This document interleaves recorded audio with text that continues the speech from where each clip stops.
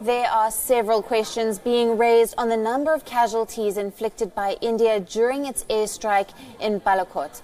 Now, sources are telling Wion that surveillance of the Jaish camp in Balakot confirmed around 300 active mobile connections in the facility. The information was also corroborated by other Indian agencies ahead of the strike.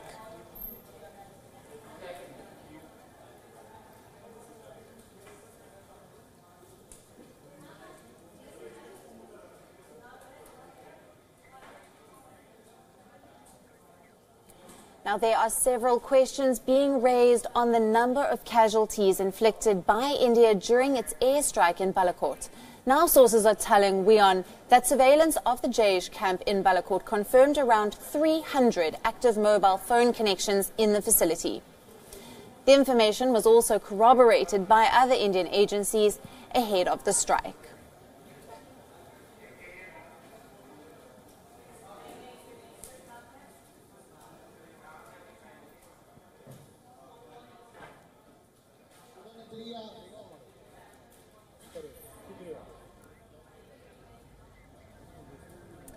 There are several questions being raised on the number of casualties that were inflicted by India during its airstrike in Balakot.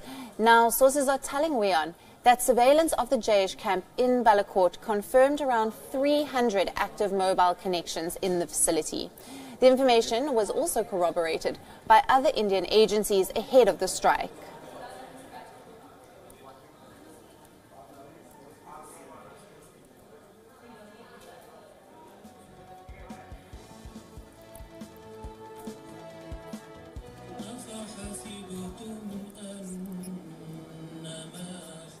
लेकिन वो तो आ गया मतलब छोड़ा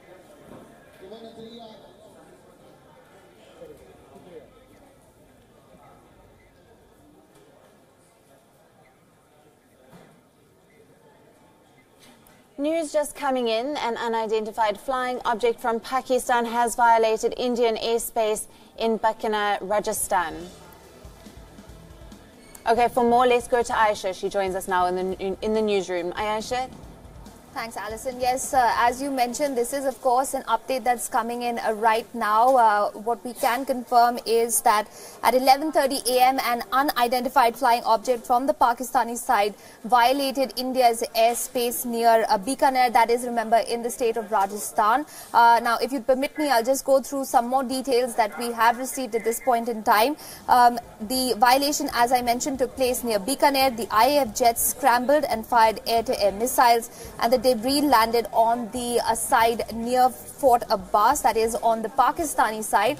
Now remember, the Pakistani Air Force had attempted air intrusions earlier as well on the 27th of February. This is, of course, the second incident that India is reporting as an intrusion by Pakistan. I'd like to draw your attention also to the fact that earlier today, the Indian Air Force Chief B.S. Dhanoa was very specific when he said that he couldn't comment on certain details regarding India's operations in Pakistan because he said that the operation is still ongoing. Now, this, of course, led to a flurry of questions on social media in terms of what the Air Force Chief meant. But the Air Force has, remember, been in a heightened state of preparedness after the Pulwama attack, which is perhaps the reason why it was able to swiftly deal with this intrusion, which has taken place in the state of Rajasthan, in the area of Bikaner. So these are preliminary reports that are coming in right now about an unmanned unidentified flying object, which had penetrated into the Indian airspace near Bikaner in Rajasthan. This is, of course, a second violation. IF jets fired at the Pakistani drone and brought it down near Fort Abbas on the other side of the border.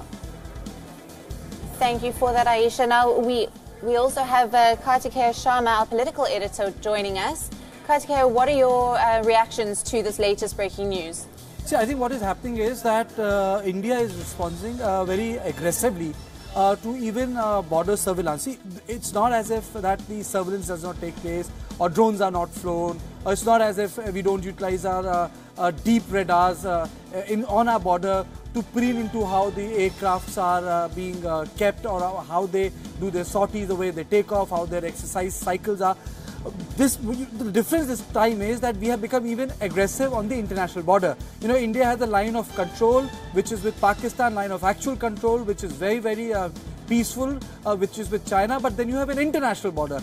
Now, international border is with both Bangladesh and Pakistan and Myanmar, but in case of Pakistan, it becomes very, very sensitive. Now, we are talking about a border in Rajasthan, which is on the western front. Now, for a aircraft to go up and fire an air-to-air missile on a drone, and it's being claimed that the debris landed on the other side, which is near Fort Abbas, shows and corroborates what the Indian Air Force Chief said, that the operations are still on.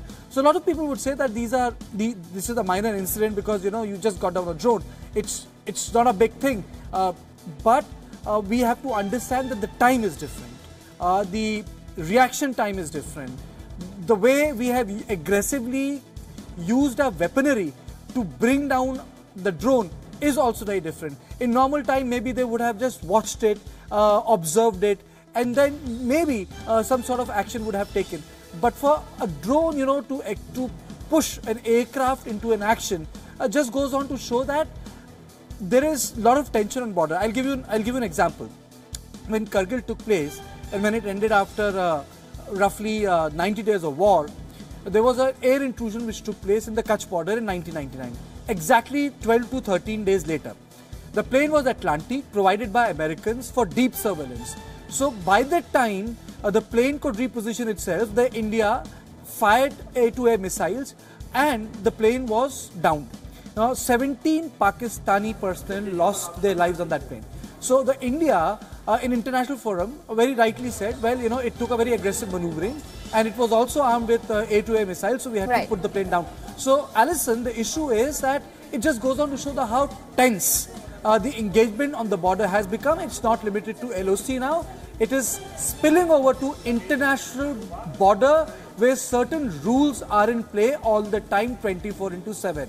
Right, Karthike, it also, of course, brings into question this whole talk of de-escalation between India and Pakistan. I mean, I suppose that part of the conversation is limited to the engagement between diplomats and on the international stage. But the international border, as has been demonstrated today, and the LOC will continue to be hot areas of action between the two countries. You know, you very rightly pointed out, but when we say that, you know, the action will be limited to LOC, now, you know, the certain paradigms are being shifted. Now, such an aggressive maneuvering in the international border is a very different thing altogether. For example, Aisha, you would know that on international border, if you scramble a jet and it crosses that 5-kilometer line, then the other side has the right to respond. You don't do that. So now for a drone to come near the international border from Pakistan and knowing well that that rule is in play and situation is so tense and we will scramble our jets and Pakistan still went ahead, which means that Pakistan is also being very, very aggressive in surveillance. Their airspace has been shut down, though India has not done that of that sort. Though we did that on a day when the subsequently when the Pakistani and Indian forces, we had a dogfight over the Rajouri sector, but it lasted for barely lasted for 7 to 8 hours. Indian air cover is not shut, but the Pakistan has done that. So I would say that it just tells us that it might be a lull. You know, I'm not saying that, you know, there is going to be more aggressive action, that's being more presumptuous, but I would go by what the Air Force Chief has said. The operations are still on. I think what he meant was in this context, the news which is now trickling out, I think it is in this context, Aisha, he said this. Right, and Karthike, also we've seen, you know, a sort of back and forth of hostilities between India and Pakistan. Of course, everything peaked when Pulwama took place, and India, of course, retaliated as was its right to do so after the tragedy in Jammu and Kashmir. But since then, we've also seen, you know, this exchange of volleys between India and Pakistan verbally as well. Do you think that too is going to continue, perhaps not so much, you know, in your face per se, but at least in the form of these skirmishes that are going to continue to carry on? Absolutely. You know, before I answer your question, now certain, you know, one more update has come that this drone was spotted at the Bikaner Null sector of the border. Bikaner Null sector is part of Rajasthan. So that's the forward area. Now, yes, coming back to your question, Aisha, I think that will take place. And I think it's very, very simple. Your urban constituency in subcontinent has grown. The middle class now has a very definitive and pushing view on the foreign policy. Lastly, I would say with the introduction of lateral social media technology, you suddenly find government being cornered on certain issues. If you remember, the TV was a nascent stage, 24/7 in 1999, but it did have an impact on Vajpayee's government when IC 814 was, when the passengers were taken hostage and the plane was getting, run over by the terrorists. So that had a solid impact on the political dispensation. So now, with opinion 10 times more powerful, 10 times or 100 times more immediate, I think that that pressure is there, both in Pakistan and India. So, Kartikeya, I'll request you to stay on with me. I'm also being joined on the broadcast by my colleague Siddhant Sibal, who has more details for us on the story as well. Siddhant, of course, we are referring to the fact that an unidentified flying object from the Pakistani side was brought down by India. What further details can you share with us at this point? Well, Aisha, it's clear that the tension on the LOC and the international border remain high today at 11:30 a.m. An unidentified object from Pakistan violated the Indian airspace, to which the Indian side had to fire an air-to-air missile, and the unidentified object was hit and the debris fell across the Pakistani side. This is the second time intrusion has happened in last 7 days. Remember, on 27th of February, Pakistanis launched an attack on the Indian military installation at around 10 a.m. in the morning. We know what happened. India was able to down a fighter plane of Pakistan, F-16, using its MiG-21. But today's violation is clearly not only showing the situation is tense, but also showing that the situation has now spiraled onto the international border between India and Pakistan, which is quite worrisome. We do expect some kind of statement as the day progresses from the Indian side. There are reports also coming from the Pakistani media who have been reporting some kind of development near Fort Abbas on the Pakistani side. They have been also releasing some pictures as well. But by and large, big confirmation from the Indian side that there was violation from the Pakistani side today morning, in which India was able to down an unidentified object, which of course is expected to be a drone. Right. Siddhant, you've of course been mapping all the developments for us in terms of the diplomatic parleys that have taken place ever since India carried out those strikes in Pakistan. There has of course been suggestions that there has been de-escalation ever since, but the fact that these skirmishes continue to take place and, as you rightly pointed out, have strayed from the LOC to the IB just goes to show perhaps that not everything is behind us just yet. Well, clearly, it doesn't seem that the tension have now been restrained by both the sides. I mean, we know that why India launched the strikes on the terror camps from in Pakistan. Basically, these strikes were on the Jaish-e-Mohammed, the mastermind of the Pulwama terror attack. The strikes were there in Balakot. We are also getting confirmation that the Indian side had, in a sense, rakied the area, and there were at that given time approximately 200 of recruits of the Jaish-e-Mohammed. But we also know that there have been reactions coming from across the world asking for restraint between India and Pakistan, but also calling on Pakistan to act on the issue of terrorism, which has been a long-standing issue. We know that the British Prime Minister spoke to the Pakistani Prime Minister Imran Khan and clearly asked Pakistan to restrain, especially on the issue of terrorism emanating from its soil. But we know, interestingly, the Pakistani sides have not been mentioning the issue of terrorism in their readouts. I can give you 3 examples with the British, with the European Union, and with Germany. The readout from the respective sides mentioned the issue of terrorism, but the readouts from the Pakistani Foreign Ministry clearly did not mention the issue of terrorism. So clearly we know that the Pakistani sides are hiding something on this issue, and also hiding on the issue of F-16, which was downed by India. Thank you, Siddhant. I just want to bring you back in here, Kartikeya. Speaking to that, to the politics of the situation, it seems that the global pressure has mounted on Islamabad, but Pakistan bowing to pressure. Do you think that this is not the case? See, I would say that, the pressure works. But the pressure works in bits and pieces. Pressure works in areas where the country thinks that a concession can be made. So Pakistan is not a small country. Issue is, what is the intention of the deep state of Pakistan? So now with the surveillance, with such aggressive surveillance, it just tells you how tense the situation on the border is, one. And secondly, how closely two nations are locked in. See, we have to understand that these engagements are okay when they take place in line of control, not line of actual control, line of control. But situation can actually spiral out of hand if such engagements continue to take place on the international border. On an international border, certain rules are in play which are internationally acknowledged and recognized. Now, if such aggressive methods are on display, even in terms of surveillance, it will show that neither of the party are interested in peace to the international world. India is a victim of Pakistani terrorism. Pakistan, on the other hand, feels that India has further plans to bomb the non-state actor facilities. These are differing perceptions for the international community. But I would like to draw this to the attention that the Pakistan had been the aggressor. India had been responding to the situation. India's strike was on a non-military, which is neither the civilian nor the military base. It was against the jihadis in Balakot. So I think that geopolitical reality is intricate and complex, but one thing is very clear, that the crisis has not ended and operations from the Indian sides are still on, because they feel that there is a possibility that the Pakistan might indulge in one or two misadventure again. But can Kartikeya, Pakistan afford to do so? I mean, the attention right now is squarely focused on South Asia. We've had President Trump bring it up even at the summit with Kim Jong-un, and of course we've had a number of countries weighing in and trying to sort of bring tensions down from their simmering point between the two countries. Would Pakistan really risk a misadventure at this point?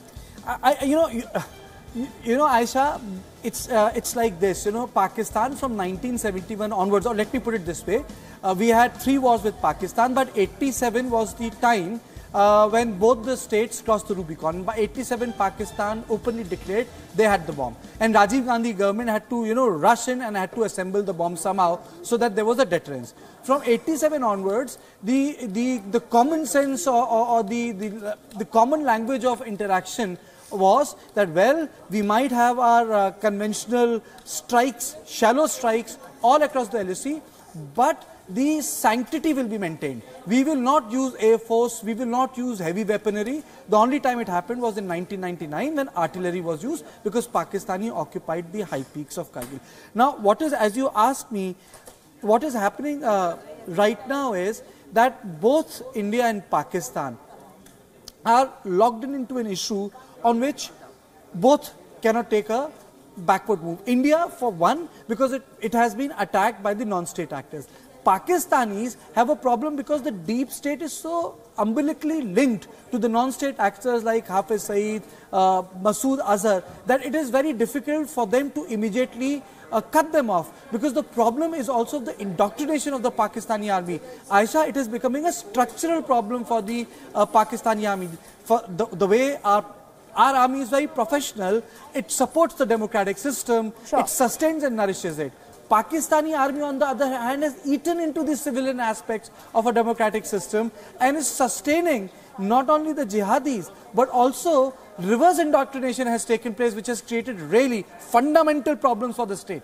Right, so that's a very interesting point you bring up, Kartikeya. Let me take that across to Siddhant. Siddhant, the point about jihadi organizations in Pakistan receiving implicit, if not, explicit support from Pakistan's deep state raises the question as to who exactly Pakistan intends to crack down on when it says that it's going to act tough on terror organizations and proscribe organizations that are bringing a bad name to it. How exactly does the Imran Khan government intend on carrying out that objective while keeping the military satisfied as well? Well, it doesn't seem as if the Imran Khan government is serious on taking action on these terror groups. We know what happened today, even though Jamaat ud-Dawa and FIF, which are the groups of 2611 mastermind Hafiz Saeed, declared as banned on 21st of February. We know that there was an order existing on 4th of March clearly saying that they were not banned, and now we have seen that they have come across with an order again banning the JUD and FIF. But by and large, we know that Pakistan is playing dual game when it comes to the issue of terrorism. Good terrorism versus bad terrorism has been the Pakistani policy, but this time it's different. The threshold has been changed by India last week, both on diplomatic front and on military front. Military front by striking deep inside the Pakistani territory, not inside the POK but Pakistani territory, which of course sends a strong signal. And of course diplomatically we know Islamabad is facing isolation, whether it's the Organization of Islamic Cooperation or whether it's in New York, where France along with US and UK have proposed the proposal to list Masood Azhar as an international terrorist. Allow me to come in, Siddhant. I apologize for interrupting you. I'm also joined on the broadcast by Defence Analyst Major General Ashwini Sivach. He joins us on the phone line right now. Sir, good evening. Thanks for speaking with us here at Wion. We are, of course, talking about this latest misadventure by Pakistan. The Indian Air Force has shot down a Pakistani drone along the international border in Rajasthan. Your first thoughts on this latest information? See, the Pakistan is a state which is a terrorist state, and as on today, they are trying to aid and abet terrorism. Now, what they have started doing is, after we have sent, the aircraft inside Pakistan, basically in Balakot, and hit that Jaish-e-Mohammed target, and killing those terrorists which were there. Now, Pakistan is trying to get revenge on that, and is trying to get as much input as much possible. But we must understand Pakistan. Pakistan is doing all hogwash. Even Jamaat-e-ul-Dawa and Filayat-e-Insaniyat Foundation, which they claim to have banned on 21st February, were not banned, because now they have given a clarification on 4th March that they are only on the watch list. So therefore, as far as Pakistan is concerned, mind you, that they have a dual face. They want to show something else to world and do exactly opposite. Because why did they do it? Because there was a pressure of Financial Action Task Force of putting them from grey list to black list. Sure. So they have tried to show off that they are taking action against this militant group. Actually, they are not taking. They still differentiate between a good terrorist and a bad terrorist. A good terrorist, the one which are a strategic asset to them and been sent to India as well as Afghanistan. And bad terrorist is only Tehrik-e-Taliban, Pakistan, which is hitting them. Now, as far as India is concerned, we have changed the scenario. Right. The paradigm is totally shifted. We have said that in case you do any misadventure in India, there will be a cost attached to it. We are not going to sit quietly. Now, this Balakot is one of the examples. Right. We have and of course, now India hit has them backed up these military strikes we have hit them with a concerted diplomatic effort Pakistan, as well. not in POK. Absolutely, it is in Khyber Pakhtunkhwa. So the game is changed now. You do it again, we will come and hit you where it hurts you. So today the game plan has changed, and the dynamics of terrorism has changed between India and Pakistan. There is a cost which is attached to that. We as a nation are no more soft. We are going to hit you in case you keep on aiding and abetting terrorism. Now, right. This is a message loud and clear. Allow me to come in at that point. Thank you very much for sharing your perspective with us on that story, and of course one that will continue to develop in the days to come. I'm going to hand our viewers back to my colleague Alison for more. Thank you very much for that, Aisha. And unfortunately, that's all we have time for in this bulletin. Do stay tuned to Wion World is One. We'll be back on the other side of this with more news and updates.